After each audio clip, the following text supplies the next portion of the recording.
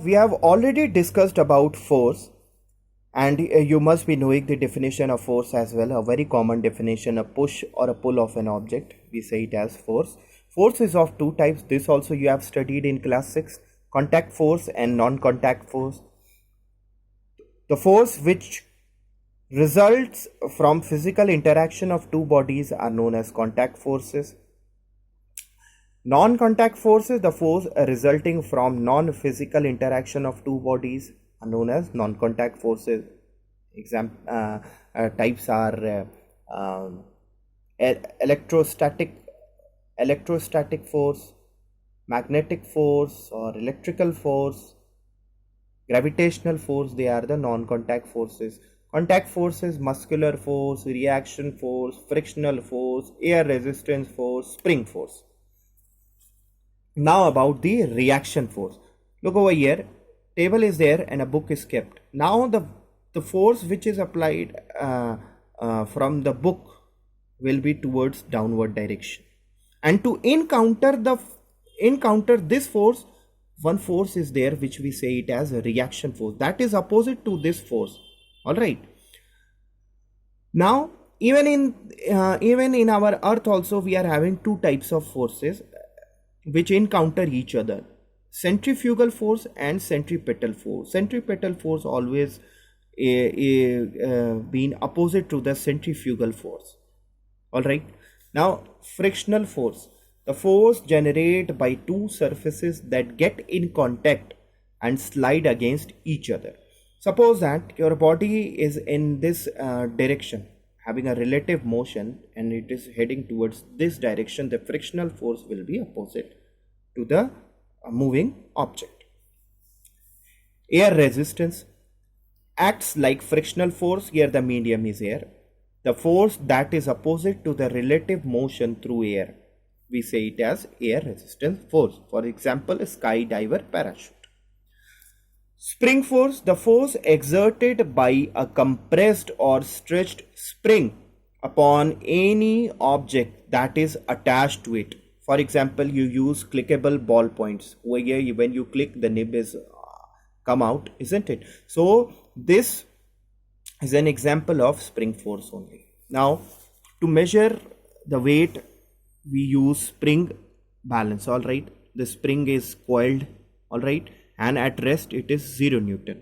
When a weight is attached to this hook, this extension of the spring is the difference from the initial to the final, and we say it that 30 Newton is the weight of this object.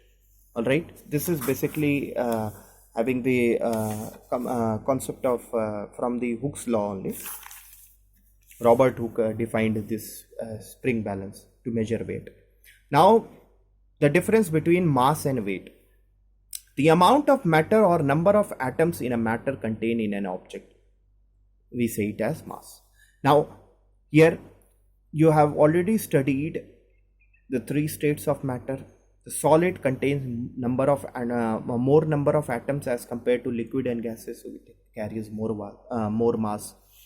Weight: the pull of the earth's gravitational force on an object, and it's always towards the downward direction. Weight: it can never be zero, it can be zero. Belongs to fundamental quantity, belongs to derived quantity. Fundamental quantities which are they are the carrying basic units. All right, but derived quantity is a mixed of two or more fundamental quantities. We say it as derived quantities. For example, speed is equals to distance upon time. Distance SI unit is meter, time SI unit is second, so meter upon second. All right, this is the derived quantity. Now mass is represented by kg, it is represented by Newton. It is constant everywhere. Mass will not be changed if you are standing on moon on earth. It will remain the same, but weight can be changed. For example, if your body carrying 1200 Newton on earth, It can be that on moon it can be of 200 Newton only. So it is varying. It is a scalar quantity and it is a vector quantity. Now what is scalar quantity? Scalar quantity contains magnitude. All right. Scalar quantity contains magnitude. And what is magnitude? The value obtained on measuring a quantity is called magnitude. Vector quantity, which contains magnitude along with direction, which direction it is heading, that we say it as vector. So mass is a scalar quantity and weight is a vector quantity. Mass is measured through beam balance or electronic balance, and weight is measured by spring or compression balance. Now to understand balanced, unbalanced and resultant force. For this I took the example of tug of war. You must have played this with your neighbors, isn't it? So a tug of war, we say it as rope war or rope pulling. A contest in which two teams pull at opposite end of rope until one drag the other over a central line. Now balanced force, look over here. We will understand with this tug of war game. Two teams are there, A and B, and they both are having equal members, P and Q, R and S. Now they both are pulling. All right. Now here, for example, P generates 5 Newton force, Q generate 5 Newton force. Here R also generate 5 Newton force, S also generate 5 Newton. So total force of B team is 10 Newton. Here total force of A team is 10 Newton. Alright. So this 10 Newton and this 10 Newton this side and 10 Newton this side, which balance the force. So here no movement will be there.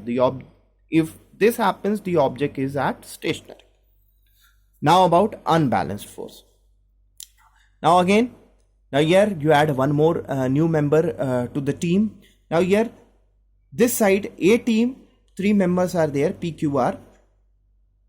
P generate 5 Newton, Q also generating force of 5 Newton, R is also generating force of 5 Newton. Total becomes 15 Newton.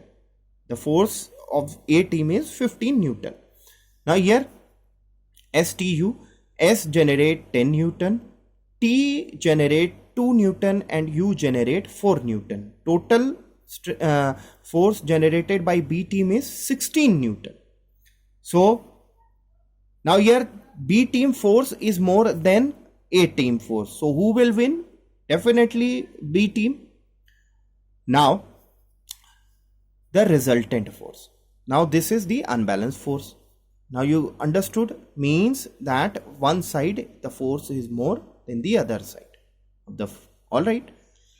Now resultant force, in balanced force, resultant force will be 0. Resultant force is what? Which gives the net force. Net force, the force generated by the object, all right, in a given direction. So here in balanced force, resultant force will be 0. That is 10 Newton minus 10 Newton, 0, which will affect the object is at rest or stationary. In unbalanced force, two team forces are unequal. B team generates 16 Newton force and A team generate 15 Newton force. If we take the difference will be minus 1, isn't it? And minus 1 means that minus means over here the opposite direction of 15 Newton. I mean the direction of this was 15 of A team was this side. So minus here means only the direction, and it will be opposite to the A team direction. That we say it for minus. All right.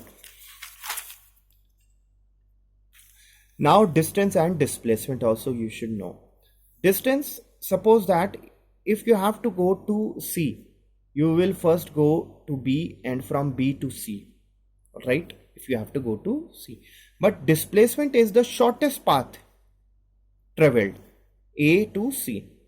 This is the shortest path instead of going this way to B and from B to C. This is what displacement is.